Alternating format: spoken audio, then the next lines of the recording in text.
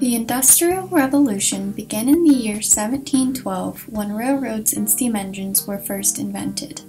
This was a time of great industrial improvement.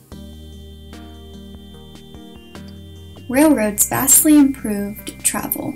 Going from one place to another was now easier and quicker. A trip that would usually take a week now only took about 8 hours. This helped improve business opportunities. They could now export and import goods easier and further away. The invention of the steam engine also led to many other inventions.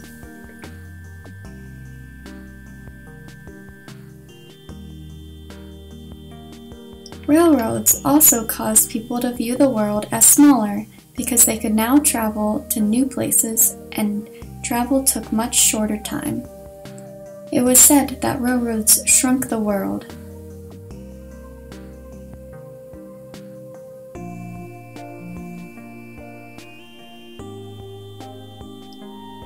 The Agricultural Revolution was a time of great improvement in the agricultural field. Many methods and new improvements were made during this time.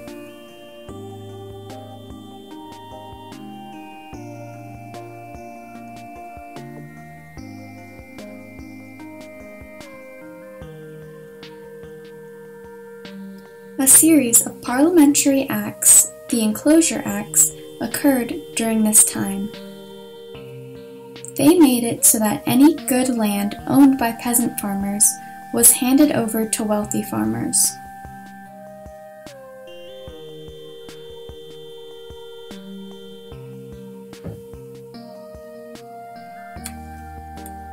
This meant that many peasants moved to the city to find work. This also rose the city population and the number of factory workers rose.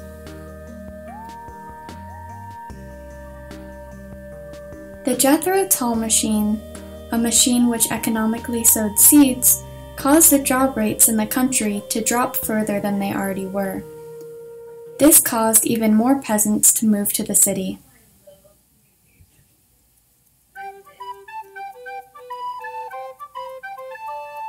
The Green Revolution, during the 1930s through the 1960s, was a time in which genetically modified and genetically engineered seeds and crops were invented.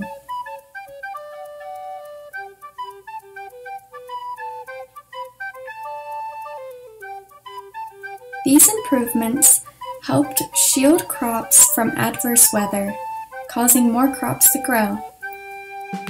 This dropped the crop prices.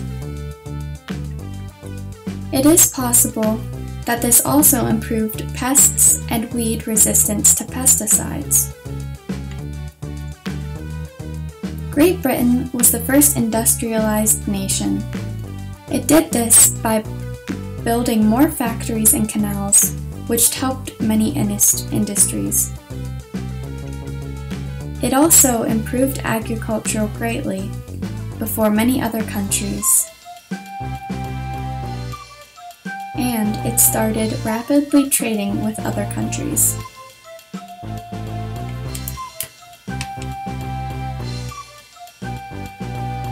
The prices of coal and iron dropped greatly due to both industries improving. Both industries helped one another as they grew in size.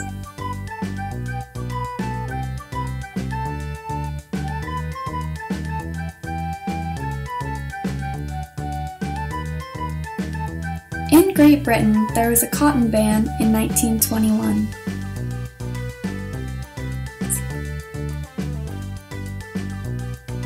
This was because wool was a big industry in Great Britain, and imported cotton was taking its place, causing the industry to plummet.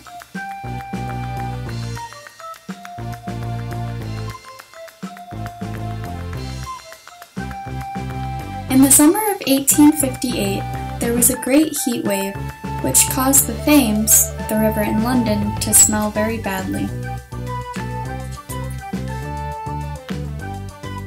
In the many years before this, sewage and garbage had been dumped into the Thames.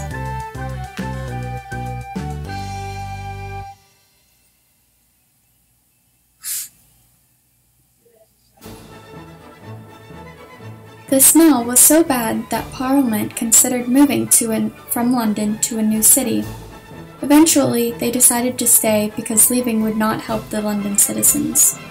Through a lot of public pressure and anger, and naval suffering, they decided to change the system. They made a sewage system that ran throughout London and controlled garbage disposal. Unions were a group of workers that refused to work until change was made, but they ran the risk of losing their jobs.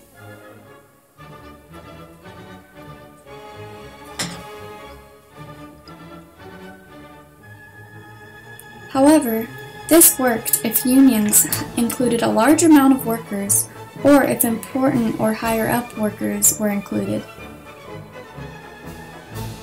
The Combination Acts put a stop to unions by making protesting illegal.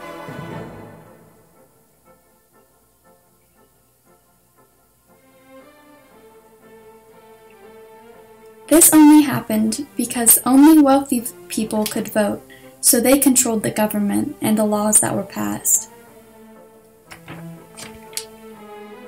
The working conditions in mines and factories were very bad, and the wages were very low. There were stories of women having babies and going back to work the very next day because the wages were so low and they needed to work as much as they could. The deadly conditions included roof falls-ins, explosions, and mine floods, which resulted in drownings. The Industrial Revolution laws were meant to improve these conditions.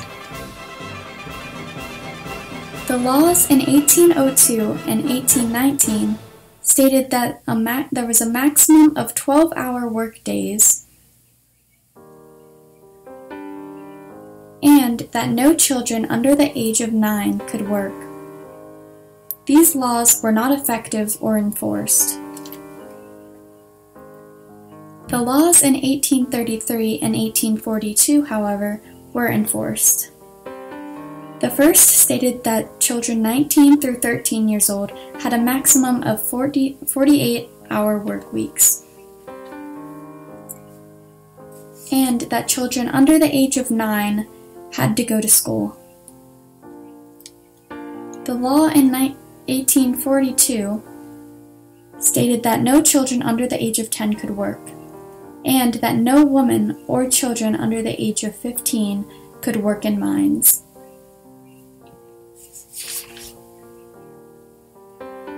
The town of New Lanark, Scotland, was before its time in working conditions. Robert Owen, a business owner, made sure his town had good conditions. He made sure that his town had access to education, good housing, and doctors.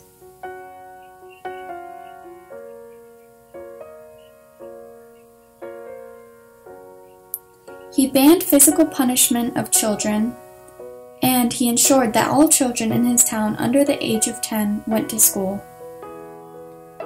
He built the first nursery of the industrialized age for children under the age of 6. He ensured that his town was clean and well kept at all times.